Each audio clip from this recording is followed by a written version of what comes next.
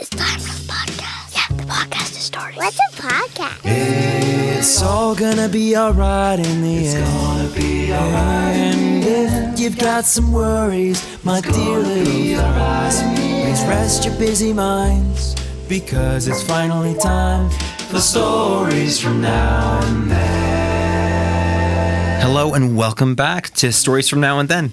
My name is Captain Blunderface, and I'm here in the old library with Deprecatus and also Baby Blunderface. The old library is older than you. Well, I'm glad you think that and not the other way around. Are you old? I would not quite give myself that title, but I appreciate the compliment. Either way, do you have a dragon fact for today? I have one right here. It's time for a dragon-related fact. Did you know that Komodo dragons naturally have metal in their teeth? They have small iron coating, which helps their teeth stay strong. Well, thank you. That is a quite interesting Ferris fact, Baby Blunderface. I did not know that. Well, before we start part 2 of our story that does involve dragons, we have a shout-out. And today's shout-out goes to Crosby from Austin, Texas, who is 9 years old, and her dream pet is a bearded dragon. Crosby also trains in jiu-jitsu, and she loves cooking experiments in the kitchen. So thanks so much for listening, Crosby. Today's episode is for you. And with that, We'd like to request a Nicola story.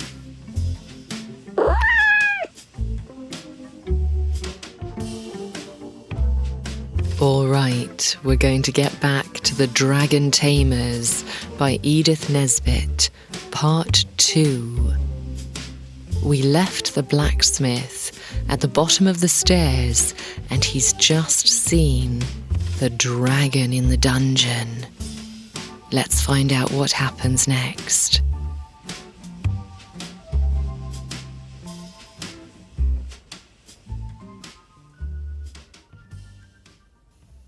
The blacksmith was trembling all over. It must have come up those nasty broken steps from goodness knows where, said he to himself as he tried to creep back up the winding stairs. But the dragon was too quick for him. It put out a great claw and caught him by the leg, and as it moved, it rattled like a great bunch of keys, or like the sheet iron they make thunder out of in pantomimes. "No, you don't," said the dragon in a spluttering voice like a damp squib. "Dearie, dearie me," said poor John, trembling more than ever in the claw of the dragon. "Here's a nice end for a respectable blacksmith." The dragon seemed very much struck by this remark. "Do you mind saying that again?" said he quite politely. So John said again, very distinctly, "Here is a nice end for a respectable blacksmith." "I didn't know," said the dragon. "Fancy now, you're the very man I wanted." "So I understood you to say before," said John, his teeth chattering.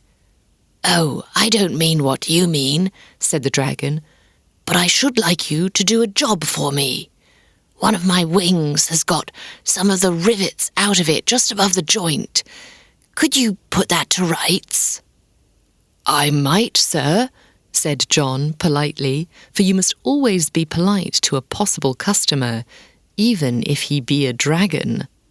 "A master craftsman, you are a master, of course, can see in a minute what's wrong," the dragon went on.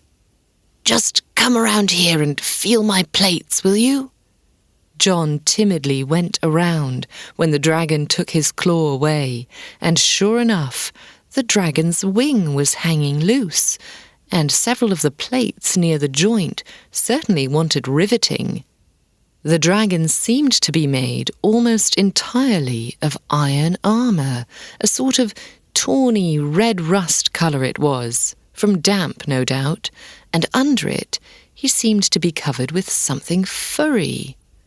all the blacksmith welled up in John's heart, and he felt more at ease. "You could certainly do with a rivet or two, sir," said he. "In fact, you want a good many." "Well, get to work then," said the dragon. "You mend my wing, and then I'll go out and eat up all the town, and if you make a really smart job of it, I'll eat you last. There." "I don't want to be eaten last, sir," said John. "Well then, I'll eat you first," said the dragon. "I don't want that, sir, either," said John. "Go on with you, you silly man," said the dragon. "You don't know your own silly mind. Come, set to work." "I don't like the job, sir," said John, "and that's the truth. I know how easily accidents happen. It's all fair and smooth, and please rivet me and I'll eat you last. And then you get to work and you give a gentleman a bit of a nip or a dig under his rivets, and then it's fire and smoke, and no apologies will meet the case."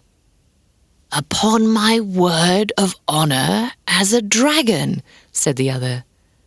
"Well, I know you wouldn't do it on purpose, sir," said John, "but any gentleman will give a jump and a sniff if he's nipped, and one of your sniffs would be enough for me. Now, if you just let me fasten you up—" "It would be so undignified," objected the dragon. "We always fasten a horse up," said John, "and he's the noble animal." "It's all very well," said the dragon, "but how do I know you'd untie me again when you'd riveted me? Give me something in pledge. What do you value most?" "My hammer," said John. "A blacksmith is nothing without a hammer." "But you'd want that for riveting me. You must think of something else, and at once, or I'll eat you first."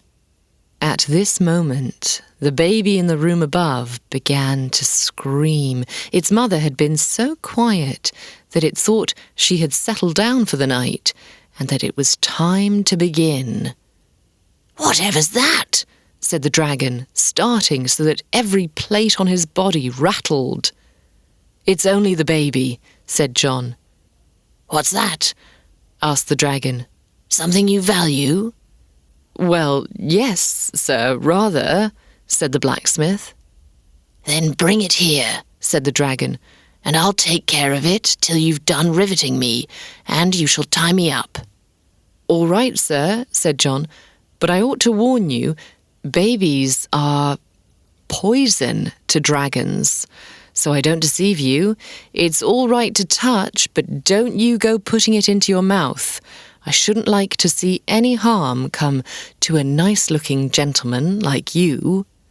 The dragon purred at this compliment and said, "All right, I'll be careful. Now go and fetch the thing, whatever it is."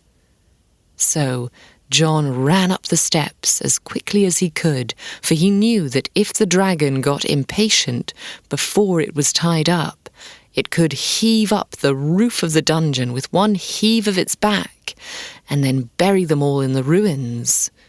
His wife was asleep, in spite of the baby's cries, and John picked up the baby and took it down and put it between the dragon's front paws.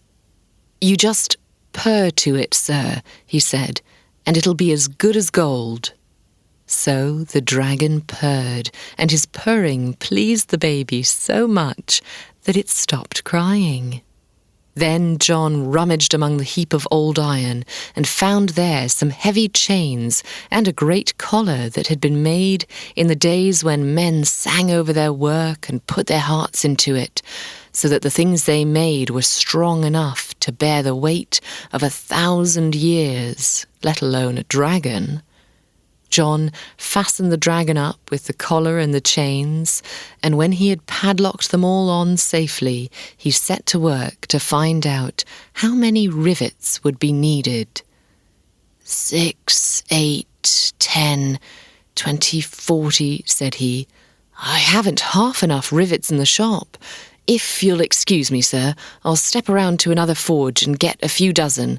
I won't be a minute."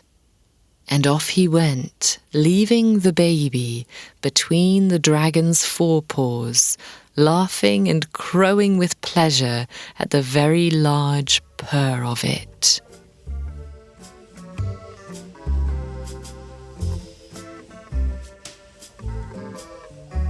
Okay, let's pause it there.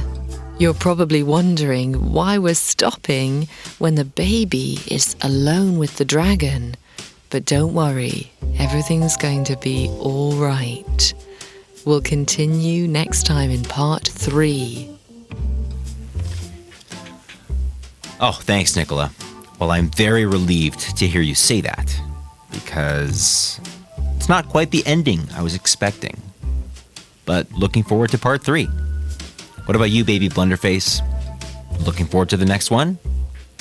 I'm really excited for my dragon fact in part 3. Make sure you tune in. Make sure you tune in indeed. Stories from Now and Then is narrated by the amazing Nicola Ward, music by Captain Blunderface, and Baby Blunderface played by Goldie Wiebe. Today's story, The Dragon Tamers, is adapted for the old library from the work of Edith Nesbit. We will see you all next time on... Oh, too early. I now can't remember when it happens. Oh no, when is it? Wait, there's the piano. We will see you next time on... Stories from Now and Then.